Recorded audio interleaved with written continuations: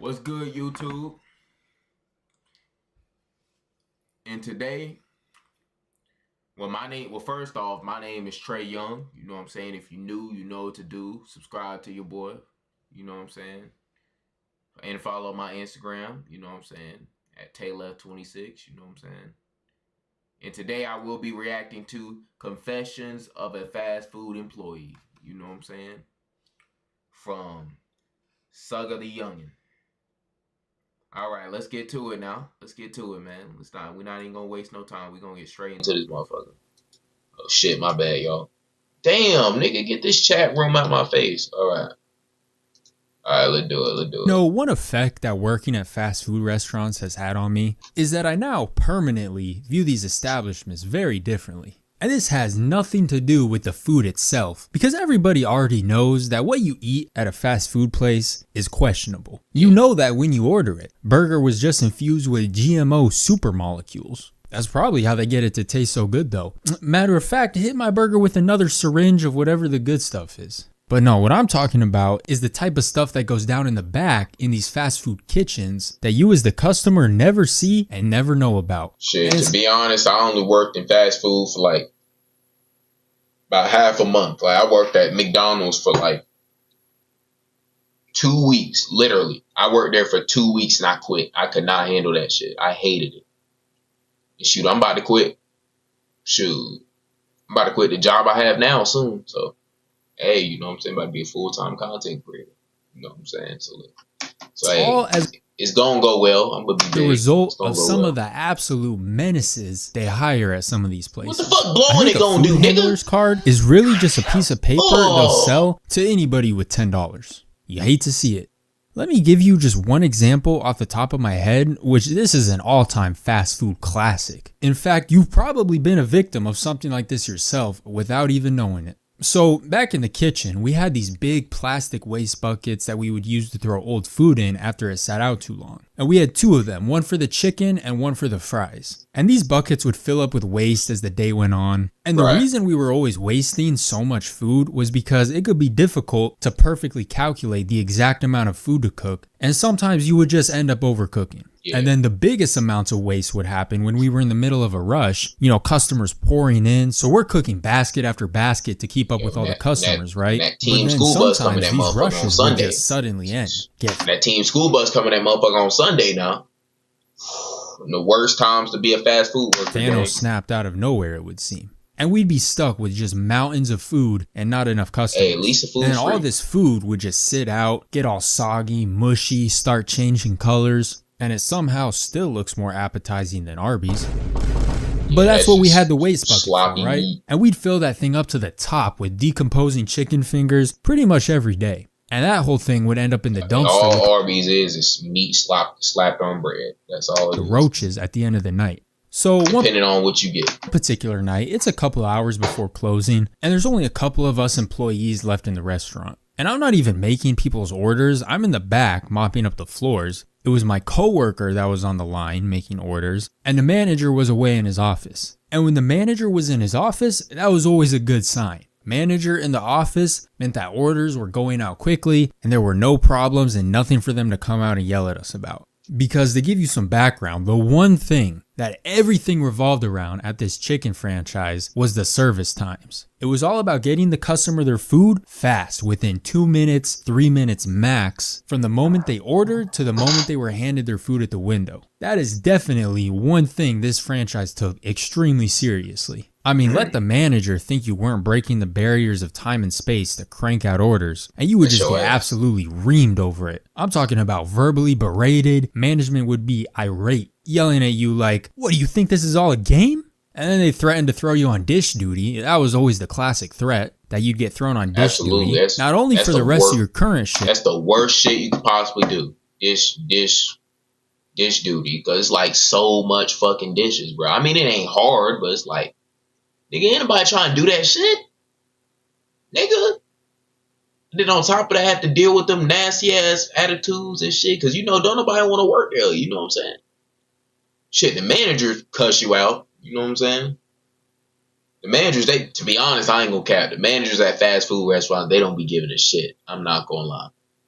They be outside smoking, fucking just chilling in the car for like half the shift, bro. Like, we gonna be real. Most managers don't be on ass for real. You know what I'm saying? In fast food restaurants.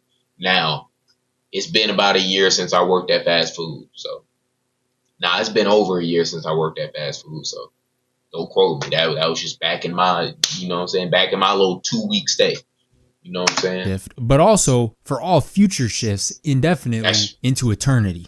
And I mean, of course, you don't want the customer having to wait too long for their food, but management would act like they were running a special ops mission or something. I mean, let's not forget this is a $9 fast food meal. So on this night, like I said, I'm mopping up in the back and a customer pulls up to the drive-thru and he orders a 3-piece combo. Simple, basic order, right? Easy enough. So the order comes in and my coworker up front, he starts making the meal, making the toast, getting the fries, and I notice all the way from the back, the customer ordered a 3-piece, but there's only 2 fingers in the chicken holder. We're 1 finger short. I look at the timer for how long until fresh chicken, and a new batch was still 3 minutes away. Then I look at the drive-thru timer, and this car had already been sitting there for 2.5 minutes. So I'm doing the math in my head, and that's a 5.5 minute order. An atrocity right there. Managers are about to be livid. And I guess bro at the order making station, he did the same math because he starts stressing out a little bit. I notice him looking back and forth between the drive-thru timer, the half-made order just sitting there on the counter, and the chicken timer. Keep in mind, the whole time that drive-thru timer just keeps ticking up. 2 minutes and 40 seconds, 2 minutes and 50 seconds. That thing crossed 3 minutes, the screen turned from green to yellow. They color-coded it just to let you know how much you suck at your job. And definitely don't let it get to red, that's once you hit 4 minutes. So out of the corner of my eye, I'm noticing dude getting restless, doing a lot of fidgeting. He starts pacing back and forth. I mean, bro was probably having visions into the future of getting put on permanent dish duty, scrubbing off towers of the slimiest, crustiest of dishes. But my boy was a quick decision maker, and I guess he made up his mind on how he was going to solve this situation because he walks over to the waste bin, does a quick head swivel side to side, made sure the coast was clear, and then he shrugged his shoulders, reached his hand into the chicken finger graveyard, and plucks a finger off the top. And you can already guess, he walks over to the dude's order, tucks the bad finger all discreetly under the other 2 fresh tenders, covers everything up with a piece of toast, slams the box shut, and promptly rushes it off to the drive-thru window, at which point it was then bagged up and handed to the customer.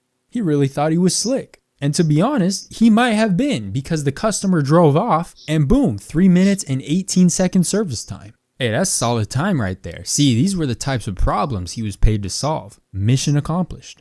And in that moment, we done turned into a chum bucket franchise. And I know that might seem kind of like an extreme thing to do, but look, this is really a no-lose situation if you think about it. Because the employee avoids getting yelled at by the manager doesn't have to explain high times to his boss, so he secured his bonus, and that's one less piece of food that has to be tragically wasted. That's W's all around. Oh, and the customer? He'll probably dip that finger in some sauce or something anyways. I bet he won't even notice. Yeah, he'll probably have some diarrhea or something the next day, but he'll just chalk it up to the whole meal in general. Matter of fact, he'll probably be back next week for more. Repeat customer.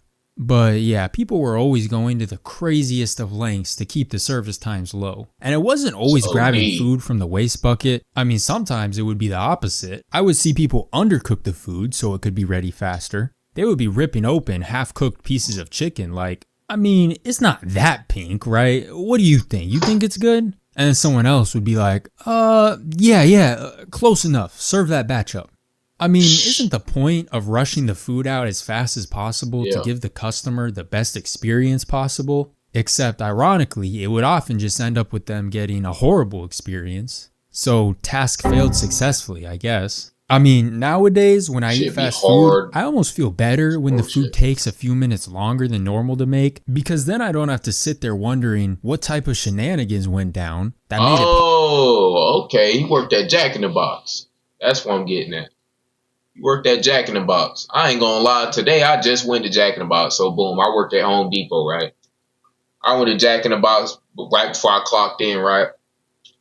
I come in there, it was a girl, it was a worker back there talking about she was going to take her break. She was yelling at the manager talking about, man, I'm going to get drunk on my break. I'm fucking, and when I get drunk, what the fuck you gonna do about it? You ain't gonna do shit. That's what she was telling him. And he was like, ma'am, he was like, if you come back over here drunk, you're going, matter of fact, I might as well just send you home. He was like, yeah, go home. Just go home. And she was like, okay, I'll gladly go home. Just say it. Go. You want me to go home? You want me to go home? He was like, yeah, go home. He was like, all right. She was like, all right. And boom, apparently she came back after she done talked to the boss, the boss above the manager. You know what I'm saying? And then apparently the boss above the manager was saying that she just needed to ignore him. Apparently the boss told her to ignore him. And then they was just cooking my meal. They was arguing over my food. I was quiet as hell, minding my own business, because I didn't want them to fuck around and fuck up my food. You know what I'm saying? I didn't want them niggas to fuck up my food. I just needed to hurry up and get to work, because they was taking mad long with my food. You know what I'm saying? I needed to hurry up before I fucked around and was late to work, to clocking in, because Home Depot was literally right down the street. Man. So boom. Finally, they gave me my food. They still in there arguing. Whole vibe is just different after that. I told him, appreciate you know what I'm saying, for the food. We exchange. He give me the food, you know what I'm saying. And she like, oh yeah, you not gonna talk to me no more? All right, fine then. You know, and they was the only two people working back there. I think. It was one tall ass black nigga. He wasn't saying shit. I don't know who he was. He was just back there. But yeah, that was some wild shit that happened today. Possible for my food to be ready in 2.453 seconds. See, at first you think of it as a plus when your order gets called quick, but now that I think about it more, I better not hear my order called while I'm still filling up my drink, while I'm at the napkin station. No, this gotta be at least after I've already been sitting down in my seat for a little bit. Right. I remember on another occasion that somebody got done dirty, and I would actually prefer the musty chicken finger compared to this.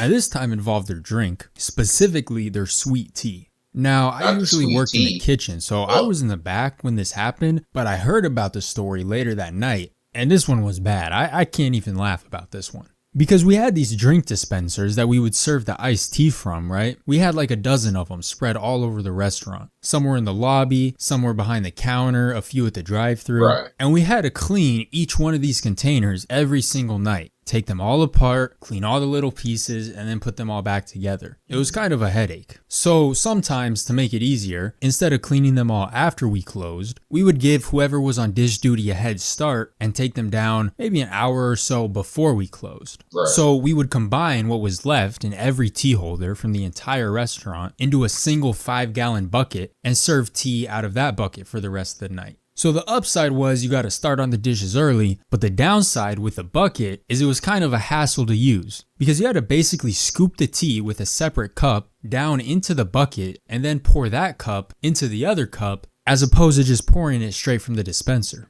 So on this night, like usual, they had taken down early all of the many tea dispensers and piled them all up at the dish station for whatever lucky individual was on dish to start working. But I guess the girl that was on drive-thru was getting a lot more iced tea orders than was normal for this late at night, and she got tired of having to scoop cup after cup out of the bucket. So she walked back to the dish station, grabbed one of the tea dispensers from the dish pile, walked it back to the drive-thru, and dumped the 5-gallon bucket back into the dispenser. Can't just do and that. The dish guy, he could just clean that one final tea dispenser at the very end of the night, no problem, right? So like 10 minutes passes by, she's working the drive-thru like normal. She serves a few customers their tea. At which point, the dish guy, Michael, leaves his dish station and walks over to the drive-thru. And he's looking at the tea kind of in a confused way. And he's like, wait a minute. That tea dispenser right there. Where did you get that from? And she says, oh, I got it from your dish rack. I had brought them all over to you maybe 10 minutes ago, but we got kind of busy, so I just took this. She gotta be new, because when you work fast food, you just know not to do that shit. Like that, you know damn well not to do that shit. It's common sense, bro. It's common fucking sense. I'm not gonna lie. Who does it? Who would do that? Pull it right out of the dirty dish rack and put it right back on there. Like, see, You just at that point you just serving dirty tea, dirty Sprite or whatever the fuck you. You know what I'm saying? One back. And Michael's like, Sarah, please tell me you haven't been serving tea to people out of that tea dispenser. And she's like, yeah, like I just said. I got annoyed having to scoop tea by hand, so I've just been using this for the last 10 minutes. And Michael just starts looking horrified. He looks like he ate one of them rotten chicken fingers. And the reason being, I guess what had happened was when she had originally brought those tea dispensers over to him, he had took it upon himself to spray down the insides of those containers with bleach. Just doused all of them in nothing but raw chlorine bleach. And we would always just soak those tea dispensers with bleach because it helped with getting all the tea stains out. It was a typical thing we would do. And so he soaked them all in bleach like normal and then turned his back on them. Probably started working on other dishes while waiting for the bleach to soak in. But Sarah, she always worked the drive-thru. She had never done dish before. So she wasn't aware that dousing the tea containers with bleach was a standard everyday process. Because here's the thing, when you first spray bleach onto something, it would be kind of bubbly, and you could clearly tell that something was just sprayed all over it. But let 10 minutes go by, and the bubbles would pop, the bleach would run down the sides, and it all just combined with whatever tea was left at the bottom. I don't think she would have been able to tell that there were any chemicals in there at all. So by the time Sarah walked back over, she didn't know anything was wrong. Michael didn't catch her. He was oblivious. Nobody noticed anything. And so she set up that dispenser, poured the tea bucket into it, where it was combined with who knows how much bleach. Can't do that. Next thing you know, they're serving up industrial grade iced tea, disinfected beverages. So yeah, that was not good. That was definitely not good. But I gotta be honest, things would only go on to get worse. Because if we run down the list of food code violations so far, yeah, you prefer a musty, crusty chicken finger over bleached iced tea. I mean, one is nasty, the other one is just straight up dangerous. But I would also prefer bleached iced tea to the worst abomination I had ever seen cooked up in that kitchen. I mean, bleached tea is pretty bad. And this one probably wiped a fucking chicken finger up their ass or something. It'd be even worse. I don't know, they're close. And this one involved a manager too. We'll call him Manager Jim. If you guys remember this guy, the menace of fast food himself. You remember he was the one that assaulted the homie Nico back when we were still kids in high school. I'll link the video on the end card at the end of the video if you haven't seen it. But yeah, this is that same Jim. What a guy. And another item on the long list of his war crimes was when we accidentally cooked up a toxic abomination of a batch of food one day, an entire batch, and it was an accident, I'll get into it, but then it was Jim that served the whole thing up to a few lucky customers. Yeah, the reign of Jim as assistant manager saw many dark moments. Right. Now, how did we accidentally cook up this toxic abomination in the first place? Well, you see, what had happened was the fryers at this place would get filthy, right? If you drain the oil out of them, all you would see left behind is just a graveyard of gunk and grime, stuff burnt onto the metal, just nasty stuff caked all over the insides. But we had a rotating cleaning schedule where the openers every few mornings would clean 2 fryers. So this would ensure that every fryer would get cleaned out about every week or so. And the way we would clean these, it was a whole project. You would start by scrubbing off as much as you could get by hand. And once you couldn't get any more, you'd fill up the fryer with water to try and boil off the rest of everything else that was stuck on. And stuff would really be stuck on there. This was like when you forget to soak the pan in water after you're done cooking and find it 3 hours later, but times 1,000. And so food and grease would be so burnt on that even the boiling water wasn't enough. So we also had this powdered fryer cleaner. It was basically just a mixture of a ton of chemicals, and you dump that into the boiling water, and that mixture was supposed to be powerful enough to just completely purge the fryer. And it definitely was. Those fryers would come out looking brand new afterwards. But the thing with this fryer cleaner is it was highly toxic. Highly. And because it was so toxic, after you cleaned the fryer of the actual charred food and grease that was in there, you had to clean it again to clear out any toxic residue that might be left. Yep. So you had to basically clean out the cleaner. And that was the most important part of the process. After you boiled that fryer clean using this toxic potion, you drained the mixture out of there, and then you had to make 110% sure to rinse out that fryer very, very well so that absolutely no residue from the fryer cleaner was left behind. That step was very important.